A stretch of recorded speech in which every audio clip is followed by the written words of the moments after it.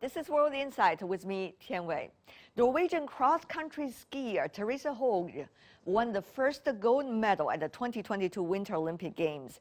Norway is the most successful country in Winter Olympic history, leading the all-time gold medal tally. In recent years, the country has struck a deal with China to send Chinese athletes to famed Norwegian fjords for training. So what's the secret behind Norway's Winter Olympic success? How can China and Norway's training program bearing fruit? Earlier, I talked to Tore Øvrebø, the head of Norway's Olympic Committee delegation. Let's listen to his assessment. Tore Øvrebø, Chief of Mission of Norway, thank you so much for joining us, Tore. Thank you for asking me. I know you've been running around between the venue and also your hotel. Let me ask you about this. As Chief of Mission of Norway this time, what is your hope for Team Norway? Yeah, we have several types of hopes. We hope, of course, that we will experience a lot of sport, as a joy of sport.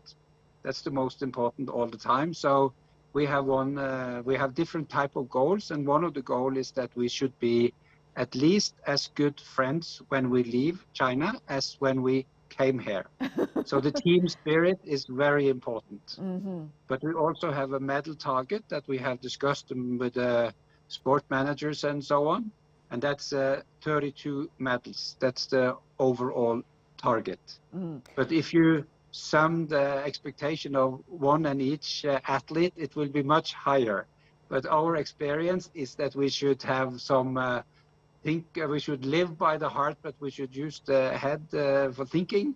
So we find out that 32 medals will be a good achievement for us. All the best for that goal, by the way, and also our best wishes to the Team Norwegian. Let me ask you, you got Team Norway the first gold medal for 2022 Winter Olympics. And in history, Norway is the biggest owner of gold medals of Winter Olympics ever. Tell me more about these gold medals, particularly the very first one for this year. Yeah, that was Therese Johaug who won the first one in duathlon for cross-country skiing. That's her first individual medal. She has a couple from earlier on as a part of a team, but this was her first, and she was very, very happy. And it was also a tough one because the conditions up here at 1,700 meters above sea level and very cold and dry snow. So it was really an achievement, and we were very happy. And we had a big celebration in the Olympic Village where we ate muffins. That's a lot of energy, right? That's true. You know, there were so many friends cheering for her, Chinese included, as you may know. So what do you make of, the challenges of this year? I mean, everybody is experiencing the challenging years over the past few years with the COVID-19. For the athletes coming from all over the world, including from China and Norway, also particularly true. How are you overcoming all these challenges? It has been, as you say, a challenge, and it has been ongoing, so it has been quite tough. And it has created quite a bit of anxiousness because the number of positive COVID people in Europe has, and especially in Norway, has risen a lot the last couple of weeks. So it became a very tense situation the last couple of weeks before we left Norway. The biggest challenge, though, has been to keep a focus for development of the sport and not only focus to cope with different kind of restrictions connected to the COVID situation. Many have noticed the enthusiasm for winter sports in China. Norway has been playing a very key role in supporting many athletes from China to train your country, for example, and to share experiences with Chinese athletes and coaches.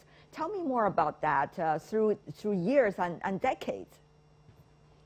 Yeah, we also have quite a few Norwegian coaches that are coaches for the Chinese athletes. There used to be ski jumpers a couple of years ago, and there has been a lot of cross country, and also biathlon has been a close cooperation. And the teams, the Norwegian team, find this very useful, and I hope that the Chinese counterpart also feel that this is of value. So we see what will happen after these Olympics. I know that China is quite able to manage these things on your own when you really know when you have the knowledge that's necessary. And I also noticed that the number of interested athletes and youngsters doing winter sports, ice and snow sports, has risen quite a lot. And also like the result in slopestyle today with silver for China, I think that will encourage a lot of the young Chinese to try out the snowboard and the free skiing events. Totally. A lot of Chinese are very appreciative of what Norway has been doing in supporting many Chinese athletes and coaches, and also to share your experiences with the Chinese on the winter sport. After all, you are the giant. With only a few million people, the population, you managed to get the largest number of gold medals ever in Olympic history. I mean, Winter Olympics. Many ask, is there some quote-unquote secret remedies behind? The secret is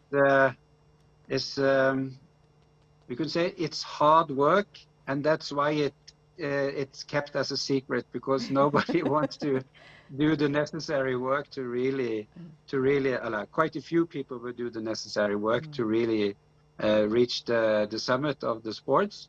But the truth is that we have a very good welfare system in Norway. So and we have lots of clubs that's doing voluntary work. So it's quite easy to get involved in sport as a kid in Norway, and it's quite common. Actually, at the age of 25, 93% of the youngsters of Norway has been involved in organized sports. Wow. That means that nearly all of the population is a talent pool. And that gives us a good opportunity. And if we manage to make this interesting and give them a good feeling, the youngsters, then some of them really develops ambitions and really want to find out how good they can be at international level. Yeah. And I think that is the secret. That's and it's amazing. Very, very much inner motivated. It's the athlete that wants to win, and we are supporting them. Having said that, though, have you noticed the enthusiasm from the Chinese about winter sports, either as spectators, as practitioners, or as just amateurs like me?